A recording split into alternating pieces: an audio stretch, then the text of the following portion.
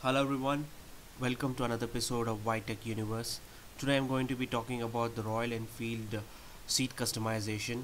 I have put custom seats for my front and rear of my Royal Enfield Classic 350 because I found that the company built seats were not of my comfort level, and also they were not really good for the rider. They were actually giving them a lot of problem on long rides. So as you can see here, the first thing that you need to do is remove the seats of the front and the rear, which is quite easy. It's not a very difficult task as it's just a bolt-on frame for the rear seat and just a couple of bolts for the front seat.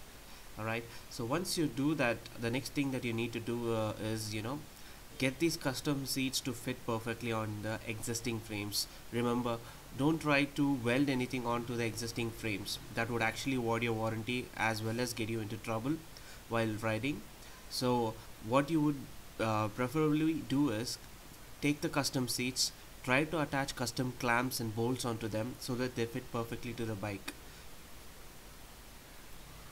For the seats that I got, I tried to get something like a low profile seat which has good comfort for the rider, as well as a good wide seat for the rear rider, pillion rider, so that he or she may also be comfortable while on long rides. Alright, so with that in mind, I went for a seat as you can see in the pictures here. Alright, so the first thing is the front seat. It fits very easily. There is not much of pain to fix the front seat. It's just a couple of bolts that you need to remove, and it just fits properly, so there is no problem with that. Only thing is that it doesn't come with a spring. Actually, without the spring, the seat is more sturdy and you have more control on the bike, actually speaking.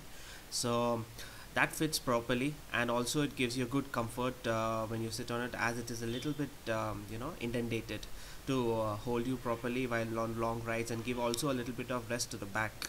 All right, coming to the rear seat fitting over here. So when it came to the rear seat fitting, we had to do a little bit of thinking over here, and a lot of modifications to the seat that I got, because the seat is a wider seat compared to the standard narrow seat that you get with the bike. So what we decided to do is, first initially the mechanic actually suggested we go for clamps on the mudguard and fit the seat directly with it, but I was of the I was against it, because probably I thought it will actually increase the load on the mudguard and the bike might become unstable, and also the mudguard might bend.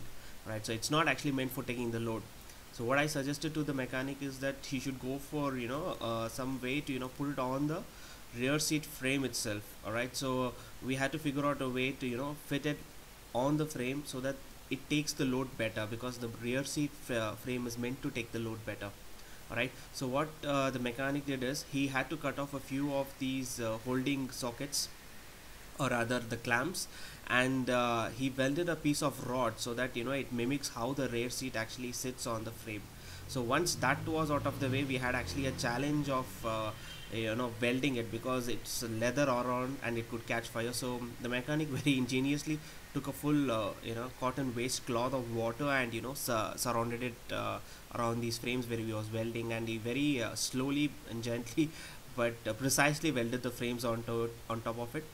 And once that was done, the next task for us was to fit the bolts onto the rear frame. So that was also easy. We could fit the bolts straight away, but just for two bolts, we had to put another more probably a half an inch circular bracket, so that it's like basically a washer so in between, so that it doesn't loosely fit, and it also has a strength, because I wanted to fit the rear seat handle also, so that the pillion rider also has some rest, as well as for me while removing the bike from the center stand. It's much easier with this handle grip.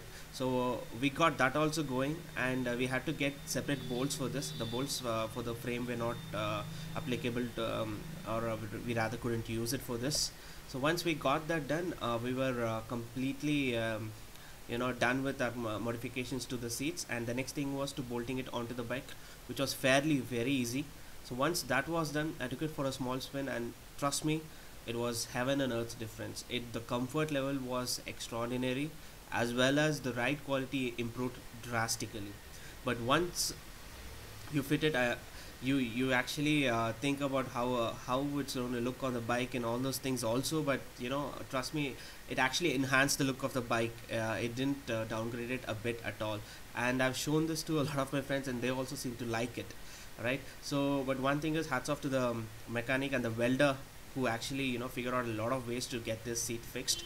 So I would suggest, if you are going for fitting custom seats, please approach these kind of expert welters or or how do you call them, the auto body works experts, so that they can easily do all these calculations and fit these particular clamps on, so that you also have a perfect fit on your bike. Fit and finish is perfect, rather.